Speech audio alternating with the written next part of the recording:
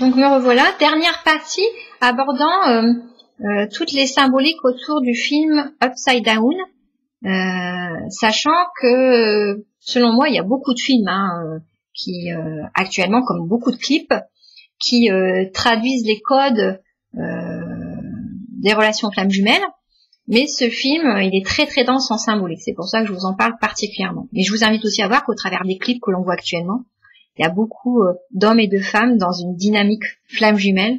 C'est souvent l'homme qui incarne l'énergie féminine et la femme l'énergie masculine, pour que ça fasse plus romancé. Mais en ce moment, on a vraiment, au travers de tout ce qui nous est transmis actuellement, une préparation à tous ces codes unifiés de la relation flamme jumelle. Et je trouve ça très intéressant.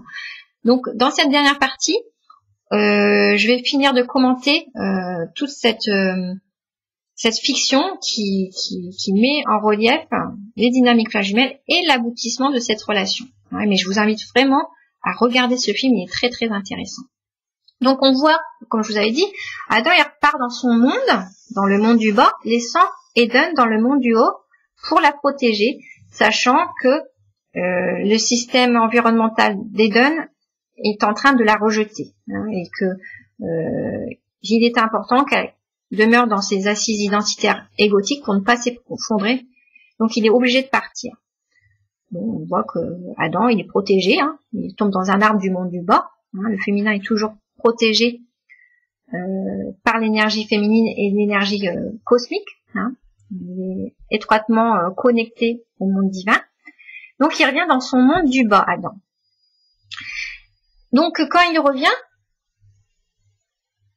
il se sépare de sa flamme. On voit que leur réunion elle n'est pas suffisante pour bousculer les consciences autour d'eux. C'est pas suffisant cette réunion. Donc il va devoir y avoir une dynamique collective qui va devoir s'engager là-dedans. Et il faut que les deux mondes puissent davantage se réconcilier afin d'aménager le cadre d'expression de leur amour divin à toutes ces flammes.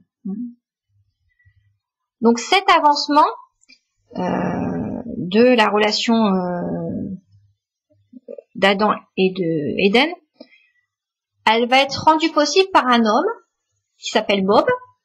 C'est un ancien salarié de Transworld et donc du monde du haut, parce qu'en fait il est dans le monde du haut à Transworld, parce qu'il y a un monde du bas dans Transworld, mais il est dans le monde du haut du Transworld. En fait, Bob, on peut dire qu'il représente le masculin dans son versant le moins égotique. Voilà. En fait, Bob, il a travaillé avec Adam dans le même espace de Transworld. Leurs bureaux étaient superposés et séparés par 4 mètres, selon les lois de gravité. Donc, il était dans le monde en bas, en tant que féminin. Et Bob, il était en haut dans le monde masculin, le bureau juste à 4 mètres au-dessus, quoi. Donc, ils échangeaient, discutaient, et sont devenus très bons amis, très bons collègues. Mais Bob, il représente vraiment le masculin dans sa version la moins égotique. D'ailleurs, il a été viré grossièrement de Transworld. Et là, on voit comment Bob a incarné la loyauté, la sensibilité de ce masculin qui veut toujours bien faire dans ce monde égotique et qui n'est pas du tout remercié de tout ça. Donc, tout au long du film, Bob, il assure la partie masculine étayante pour Adam, le féminin. Bob, il peut symboliquement représenter la part masculine fonctionnelle et s'éveillant chez Adam. C'est la part masculine et fonctionnelle du féminin Adam. Adam, rappelons-le, est dominé par les énergies féminines. Donc on peut dire Bob, il représente vraiment la partie masculine fonctionnelle dans le féminin sacré. Donc, voilà. Donc on voit que Bob, il va faire évoluer, en fait c'est celui qui va faire évoluer dans le monde du haut les recherches d'antigravité. Il va développer le travail d'Adam lorsque Adam va retourner dans le monde du bas. C'est plus facile pour Bob parce qu'il y a tous les matériaux en haut, la matière inversée pour poursuivre les recherches. Donc on voit qu'Adam, il va trouver la clé afin de...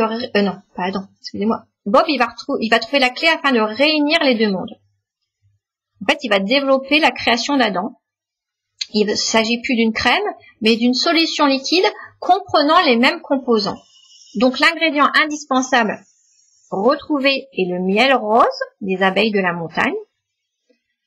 Toutefois, la diffusion va être différente. C'est Bob qui va trouver la technique pour diffuser ce miel rose, symbolisant l'amour divin, hein, l'amour divin. Donc Bob, il trouve la technique pour diffuser ce miel. Et on voit que cette présentation, elle permet de défier les lois de la gravité pendant quelques heures lorsque la personne absorbe le liquide. C'est-à-dire qu'il n'y a plus d'effet asymétrique et les lois d'antigravité marchent. Hein. Donc on voit que Bob, il va finaliser ce produit afin qu'il soit opérant.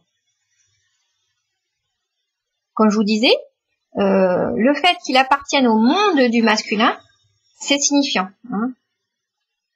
Bob, en fait, il représente le monde du faire et de la manifestation.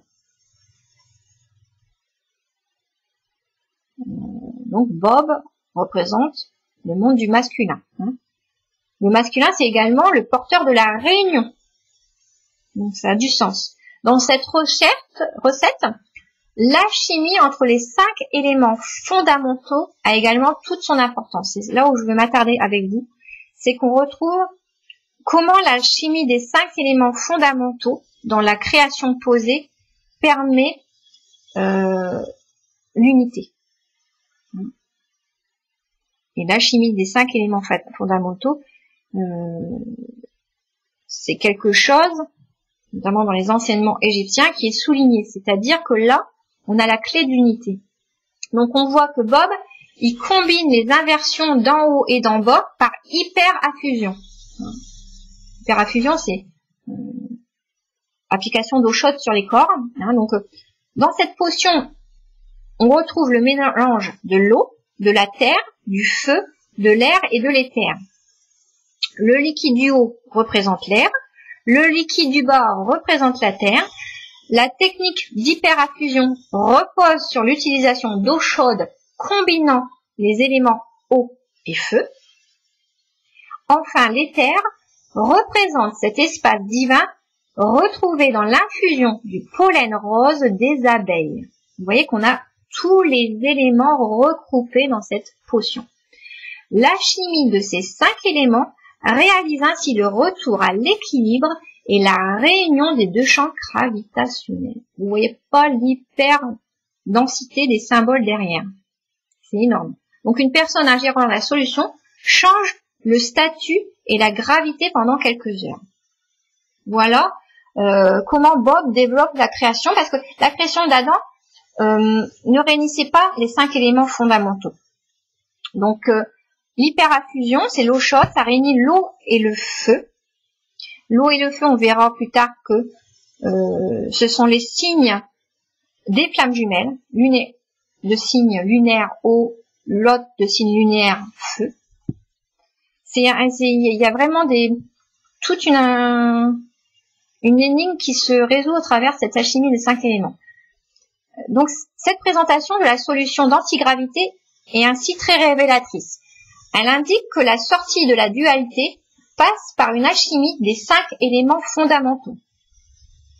Donc à l'heure actuelle, cette métaphore pourrait être transposée dans notre réalité afin de découvrir le moyen utilisé par les flammes jumelles pour réunifier l'homme dans son essence. C'est vrai que comme on voit que tout est très authentique, très vrai dans les symboliques de ce film, on peut se dire que les clés qui sont données à la fin du film doivent être en étroite relation avec la manière dont la mission des flammes jumelles va vraiment se révéler. C'est pour ça que je trouve ça très intéressant.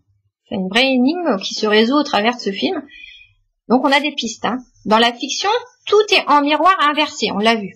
La dualité psychique est transposée dans la projection de deux mondes inversés.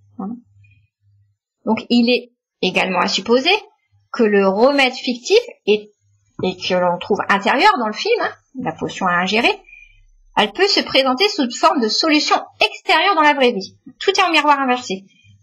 C'est vraiment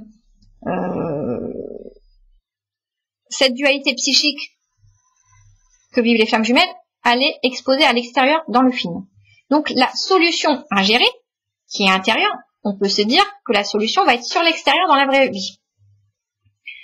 Et quand on pense à tout ça, on se dit, ouais, il y a un outil moderne dans ce monde qui réunit toutes les conditions alchimiques, tout qui réunit les 5 éléments fondamentaux. Voilà, donc, vous connaissez. Le moyen de diffusion extérieur rassemblant les composants des 5 éléments fondamentaux. Ce moyen, c'est intéressant parce que ce moyen, il réunit, il se définit dans son appartenance à la terre, à l'eau, au feu, à l'air et à l'éther. Qui suis-je? C'est qui le Schmidblick là? C'est quel Schmidblick? Je pense que vous pouvez y penser. Oui, Internet. Internet. Il est présent sur Terre et dans l'air. Ces fibres optiques représentent le feu de la lumière. 99% du réseau reliant les continents s'effectue sous l'eau. Et enfin, l'éther constitue le contenu divin de certaines informations diffusées sur le net et adressées à toute l'humanité. Je pense que ça nous permet de voir comment, c'est magique, hein, comment on peut associer certaines réflexions autour de la manière dont on va pouvoir continuer cette évolution, cette mission de tout homme à incarner dans son féminin et son sacré, son féminin et son masculin sacré, cette mission de revenir à son essence première, d'incarner l'amour sur Terre. C'est pour ça que je vous dis, dans ce film, tout est précisément transposé de l'histoire des flammes jumelles. Donc, on peut supposer que le dénouement de cette mission divine l'est également. Il n'est pas si insensé de voir dans ce dispositif du net une des clés pour sortir de l'illusion de cette matrice duelle. Hein, on peut encore faire ce petit clin d'œil, parce que tout a du sens dans ce film. Bob est un expert en conductivité et en programmation informatique. Bob est ainsi ce masculin manifestant la découverte réunifiante et également un pro du net. Beaucoup de sens, hein? N'y aurait-il pas, dans ces associations fictives, diverses, la réponse à nos questions sur le futur de l'humanité? C'est un sujet vachement passionnant. Donc, on voit que Bob, il symbolise le masculin, il apporte la technicité, il apporte l'agir, le monde du faire, il réunit tous les... Un peu comme le féminin a besoin de son masculin, sacré en lui, pour trouver l'invention. Pour trouver la... Plus le féminin sacré développe aussi son masculin sacré, plus il peut arriver aux clés collectives pour que les flammes jumelles puissent réussir leur mission d'incarnation, d'harmoniser cette relation flamme jumelle. Donc si Bob appartient au monde du haut et du masculin, c'est important de voir, encore un petit clin d'œil, qu'il fait en sorte que le brevet du produit abouti soit déposé au nom d'Albert, en quelque sorte le père adoptif d'Adam. Ainsi, et il insiste bien sur ça, Bob, il dit j'ai déposé le brevet, mais au nom d'Albert. Donc Bob, il souligne de manière encore non innocente, c'est pas anodin encore, qu'il a fait sa demande de dépôt grâce à l'envoi par timbre chaleureusement offert par le féminin autrefois. Et timbre, ça appartient au monde de l'unité, du féminin, Donc, en fait, Bob, il signifie qu'il a pu court-circuiter les ambitions égotiques de la grande entreprise qui voulait avoir l'exclusivité sur la création en envoyant ce timbre donné par le féminin et en utilisant des techniques humbles et simples de communication comme le timbre. Hein. Donc, la métaphore, elle est encore belle, puisque elle est très belle, cette métaphore, parce que cette métaphore, elle signifie que seule une personne authentique, épurée d'un ego parasitant, pourra être dépositaire de cette belle invention réunissant les deux mondes. C'est magnifique, c'est aussi, là, on est protégé, c'est-à-dire que tous ces toutes ces découvertes ne peuvent être qu'utilisées par qu'une personne qui est dans l'amour. Hein. Parce que là, la grande entreprise, elle aurait voulu avoir ce brevet. Hein. Elle n'a pas réussi à récupérer parce que ce masculin, il a fait en sorte, Bob, que ça soit quelqu'un du monde féminin, dans sa sensibilité, dans sa créativité, qui ait le brevet. C'est intéressant. Hein.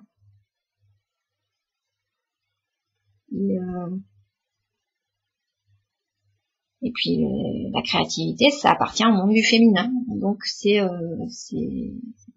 lui qui est dépositaire. Hein,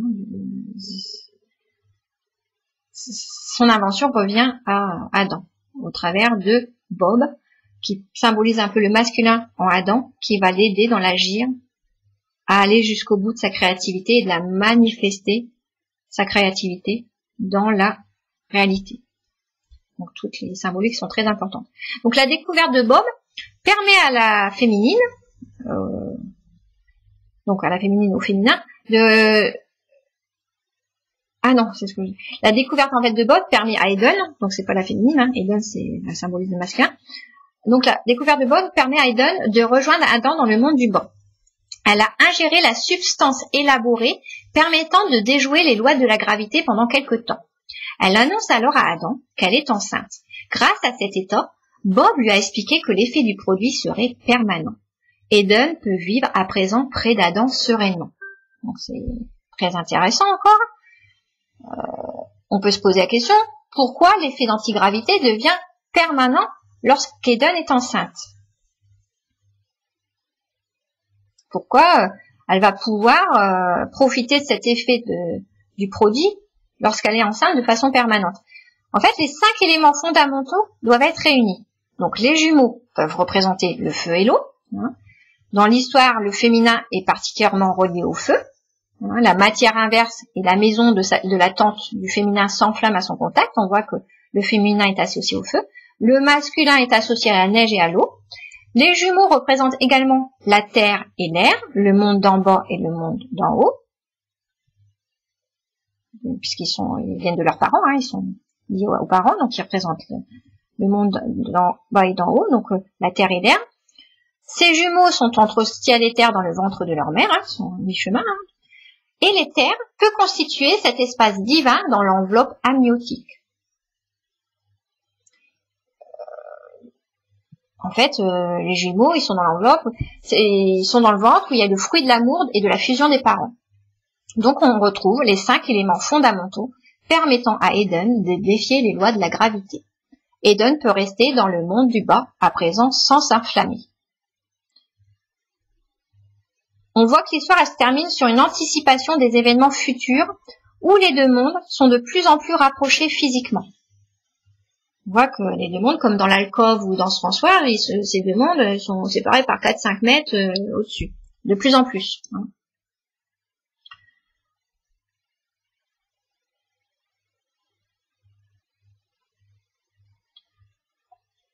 En fait, Adam et Eden sont les flammes jumelles pionnières participant à la réunion des deux pôles.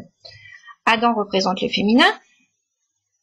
Dans la fiction, les symboliques sont inversés. Dans la réalité, c'est Ève qui est le féminin sacré, hein, c'est Ève, hein, le féminin sacré, et Eden représente le masculin et le paradis perdu. Encore une fois, la métaphore, elle est puissante. Puisque je vous ai dit, le féminin, celui qui inspire la création, donc il s'agit d'Ève, qui ici transposée à Adam pour les besoins de la fiction, c'est plus romancé, c'est plus beau, hein, que ça soit Adam qui porte les énergies féminines, mais c'est pas encore un hasard pourquoi le masculin s'appelle Eden et pas Ève ou pas ceci cela, c'est parce que le masculin il manifeste la création en aménageant le cadre adéquat. Et ben il s'agit d'Éden, le jardin d'Éden. Vous voyez, c'est important ça, hein. C'est que je vous ai toujours dit que le masculin a aménagé le cadre d'avancement. Jardin d'Éden, c'est vraiment le cadre paradisiaque, le cadre d'évolution. Et Adam, il symbolise Ève, mais pour les besoins fictifs, ça a été inversé, mais Ève, elle inspire la création. Donc, leur prénom, Adam et Eden est subtilement associé à leurs missions respectives dans leur position de féminin et de masculin sacré. Leur prénom révèle une loi essentielle dans l'univers, à savoir que seul l'amour peut résister aux forces les plus contraignantes, notamment la loi de gravité. Voilà. Ce film met en avant que le chant d'amour est bien plus puissant que le chant de la peur, de la gravité, encore à un niveau symbolique. Donc, le chant d'amour est plus puissant que le chant égotique.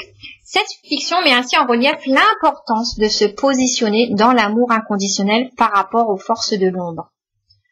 Le cheminement du masculin auprès du bourreau prend tout son sens à ce moment-là. Le masculin attire les systèmes les plus égotiques car il porte l'inconscient et le matériel traumatique lourd. Hein, je vous l'ai dit dans les anciennes vidéos, le masculin, il attire à lui les systèmes les plus égotiques puisqu'il porte le matériel traumatique. Il porte l'inconscient. Donc, il revient à lui la délicate tâche d'incarner l'amour inconditionnel auprès du bourreau afin de s'unir au féminin sacré.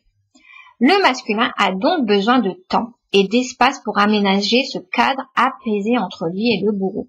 Il doit, ce masculin, apprendre à sortir des dépendances affectives pour sortir d'un lien d'emprise avec un bourreau d'énergie féminine, généralement, hein, c'est logique. Il doit apprendre à sortir d'une dépendance affective avec un bourreau, l'entretenant dans son faux self. Hein. Le masculin s'expose ainsi pendant un certain temps au bourreau.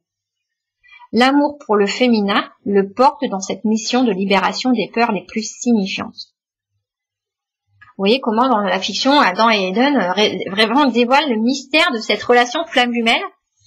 Vraiment le mystère de cette relation flamme jumelle, son essence et aussi son but. Hein, parce que je vous dis, au travers de ce que je vous rapporte des 5 éléments fondamentaux, de la manière dont tout est codé dans ce film et la manière dont on peut se dire que la solution sera extérieure et au travers du net et au travers d'un partage du contenu de lumière diffusé par le net, parce que certes, le net diffuse pas mal d'informations duelles et illusoires, mais les flammes jumelles peuvent faire le tri au travers de ce net et se les partager. Et on voit que vraiment, le réseau informatique, les fibres optiques, tout ça représente les éléments fondamentaux. Et on retrouve les 5 éléments fondamentaux. C'est magnifique parce que vous avez pas mal de déductions que vous pouvez en faire pour vous dire qu'on est sur le chemin. On est en chemin de vraiment partager tout ce savoir entre nous, cet amour bien sûr, hein, qui se diffuse au travers de nous, mais ce savoir, puisque comme je vous l'ai toujours dit, le savoir est important pour éclairer le chemin, pour que ça soit de moins en moins complexe pour les flammes jumelles d'incarner cet amour, de se dire que justement grâce au savoir, elles ne rêvent pas et qu'elles sont en train de vivre un mouvement évolutif de l'humanité, hein, et que les flammes jumelles, et on a tous notre flamme jumelle quelque part, mais plus on avance, plus on peut incarner cette relation flamme jumelle qui permet de diffuser cet amour inconditionnel, cette lumière qui va faire évoluer l'humanité. Et ce film est vraiment très très intéressant, je vous amène vraiment à le regarder. Il y a plein de symboliques très importantes pour mettre en relief ce phénomène flamme jumelle qui, de manière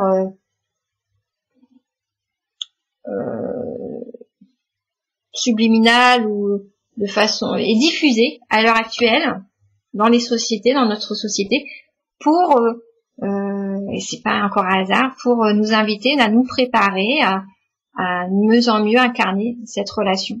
Il n'y a pas que, encore une fois, que tout ce système égotique qui diffuse de façon subliminale ou manipulatrice des informations déformées. On voit que grâce encore au net, hein, parce que vous voyez qu'il y a les 2 versants, le net a pu créer beaucoup d'illusions, mais comme je vous dis toujours, le bien est dans le mal, et on a, au travers du net, le bien, c'est-à-dire que, encore une fois, tout est unifié, que le net, ça peut servir, et non pas seulement desservir, ça peut servir, plus c'est l'outil est utilisé de manière adaptée et éclairée, plus cet outil qui dans un premier temps pouvait paraître entre guillemets toxiques se révèle vraiment un outil de partage qui va permettre d'ouvrir pas mal de ponts entre ciel et terre. Voilà. Donc je vous invite à regarder le film et je vous souhaite une très belle journée. Au revoir.